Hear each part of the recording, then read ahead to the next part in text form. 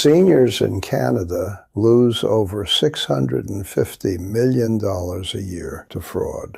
Not because they're careless, because these scams are engineered specifically to shut down every rational thought in your brain. I know this because 3 months ago, I was 11 minutes away from wiring $10,000 to a stranger who told me my grandson was sitting in a jail cell in Montreal.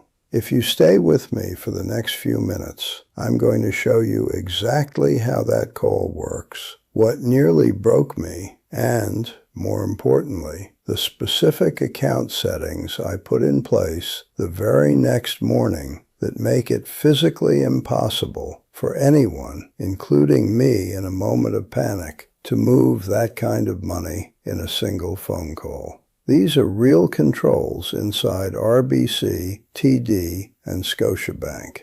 Most Canadians over 60 have never heard of them. Here is the detail that should stop you cold. The caller knew my grandson's name. He knew his age. He knew Tyler had driven up to Montreal that week to visit a university friend. And when the young man came on the line claiming to be my grandson, his voice was wrong. But I told myself it was the fear.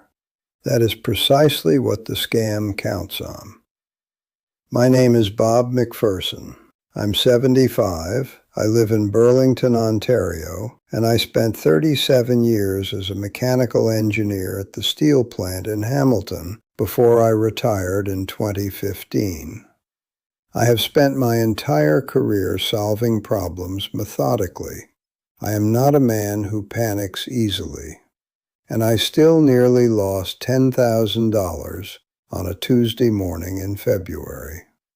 Let me walk you through the call exactly as it happened, because the details are what will protect you.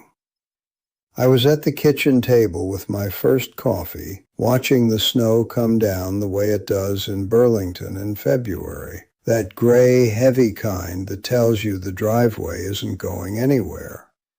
My phone rang. Unknown number, 514 area code, Montreal. The man on the line said he was a duty officer at a Montreal police precinct. He said Tyler had been in a car accident. He said there was a question of impaired driving. He said Tyler was not seriously hurt, but was being held, and that a lawyer had been retained who needed a cash bond of $10,000 transferred immediately before arraignment that evening. Then Tyler came on the line. He said, "Grandpa, please don't call Mom and Dad. I don't want them to know. I just need this one thing and I'll pay you back. I promise. I want you to understand what happened in my body in that moment."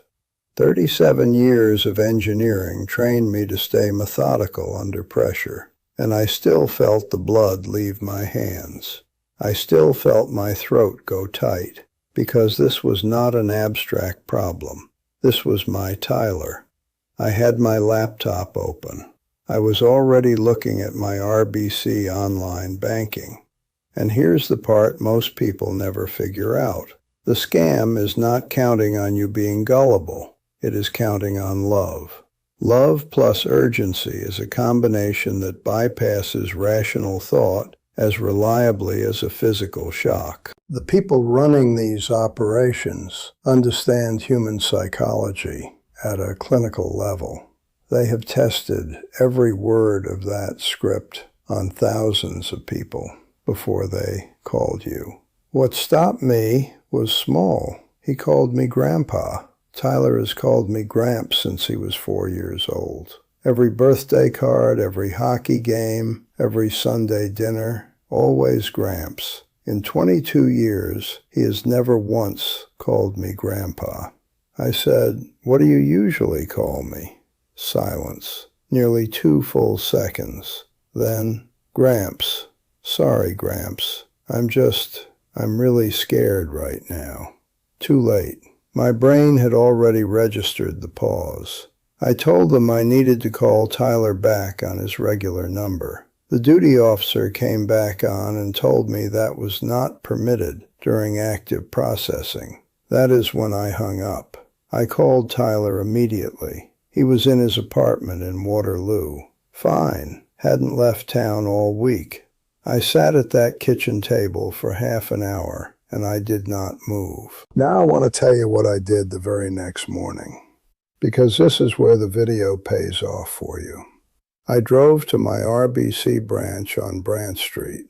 I sat down with an advisor and I said, I need to make it structurally difficult to move large amounts of money quickly. I want friction built into my account. I want delays. I want a second set of eyes before anything significant leaves. Here is what we put in place. These controls exist at every Big Five bank: RBC, TD, Scotiabank, BMO, and CIBC. They are not advertised. You have to ask.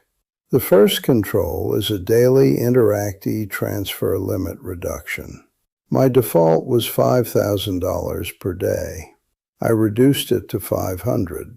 To send more than $500 to anyone, I now have to call the branch directly or walk in. That phone call or that drive is enough time for rational thinking to return. The second control is a wire transfer delay protocol. For any outgoing domestic wire over $1,000, I now have a mandatory 24-hour hold. The bank calls me the following day on my verified number to confirm the transaction before anything moves. This single control would have stopped the scam entirely. Even if I had been completely convinced, the money would not have left until the next morning, by which point I would have called Tyler and discovered the truth.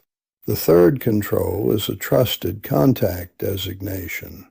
This is not a power of attorney. A trusted contact cannot touch your money or make any transaction on your behalf. But if a bank employee has concerns about a transaction, if something about the call or the request feels wrong to them, they are permitted to reach out to that person and say, "We have a concern. Can you check on your family member?" My son David is my trusted contact at RBC now. He has no access to my accounts. He is simply a human backstop that the bank can call if something looks wrong. The fourth control is a verbal security password tied to my account. Not my date of birth, not my address, a unique word that only I know. If anyone calls RBC claiming to be me or claiming to call on my behalf, they cannot get any information or make any request without that word. Wait until you hear what happened when I told my buddy Gerald about this setup. Gerald is 77, banks at TD, been a customer there since 1971. He assumed these kinds of protections were only offered to people with cognitive decline.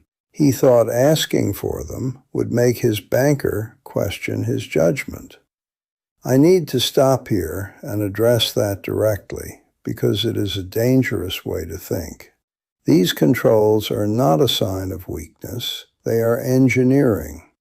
In 37 years at the plant, every critical process had a mandatory double check, a hold point, a second signature before anything irreversible happened. Not because the first person was incompetent, because humans under pressure make errors. The correct response to that reality is process design, not pride. Gerald called his TD branch the following week. He set up every one of these controls. He called me afterward and said it was the first time in years he felt like he was actually in charge of his own financial security. That is exactly the feeling. Now let me give you the broader picture, because the grandparent scam is one version of a much larger pattern targeting Canadians in our age group. The Canadian Anti-Fraud Centre reported over $567 million in fraud losses in 2023. That number reflects only the reported cases. The real total is estimated to be at least double, because most people do not report. Most people do not report because they are ashamed. I am not ashamed. I was 11 minutes from losing $10,000 from savings I spent decades building. That is real money. Money that came out of a career, out of RRSP contributions I made every year from 1980 until I retired. Money I converted into my RRIF at 71, the way the rules require. Money I have been careful with for 40 years. I am not giving a dollar of it to someone running a script out of a call center. The other major fraud patterns hitting Canadians over 60 right now are CRA impersonation calls. Someone claims you owe back taxes and will be arrested unless you pay immediately by gift cards or crypto. Investment fraud. Someone offers you guaranteed returns of 8 to 12% with no risk, which does not exist anywhere in Canada legally. And romance fraud, which I know sounds like something that would never happen to you. The data from the Canadian Anti-Fraud Centre says it accounts for more financial losses in the over 60 demographic than any other single category. In every single case, the structure is identical. Urgency, emotion, and instruction not to tell your family. Those three elements together in any combination are a scam every time. There is no legitimate legal or financial emergency in Canada that requires you to move money immediately and in secret. If this is making sense to you, do me a favor and hit subscribe. Not for me, for the version of you that gets a call like mine someday and needs 3 seconds of pattern recognition to catch it before the 11 minutes run out. I want to give you one more tool before I close, and this one costs nothing and takes 10 minutes. Sit down with your family, at dinner, on a call, however you do it, and establish a code word. One word that only your immediate family knows. If anyone ever calls claiming to be a family member in distress, you ask for the word before you do anything else. A real family member knows it. A scammer cannot know it. We did this the same week. My son David picked the word. I will not tell you what it is. That is entirely the point. Here is what I want to say to you now, the way I would say it to my own son. We built something. A lot of us worked physical jobs, night shifts, overtime. A lot of us immigrated with next to nothing and turned it into something real. A lot of us put money into RRSPs in years when it was not easy to do it, and watched it grow, and converted it properly, and planned carefully. We did all of that over decades, and we are not going to hand it to someone who spent 45 minutes learning our grandson's name off a social media profile. The banks have tools that can protect you. Use them. Your banker will not think less of you for asking. The fraud targeting us is sophisticated and well-funded. Our defenses need to match that. One action before you close this video. Call your bank today. Not a number from an email, not a number someone gave you, the number on the back of your card. Ask them to walk you through your daily transfer limits and how to add a trusted contact to your profile. That single call puts a structural wall between you and what nearly happened to me. And if you have a parent, a neighbor, an older friend who needs to hear this, send it to them. Not as a warning that they are at risk, as a gift, as telling them, I want you to have every protection that exists.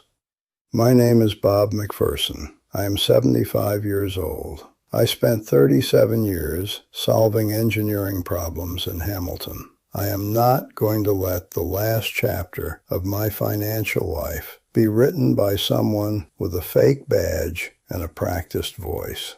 Neither should you.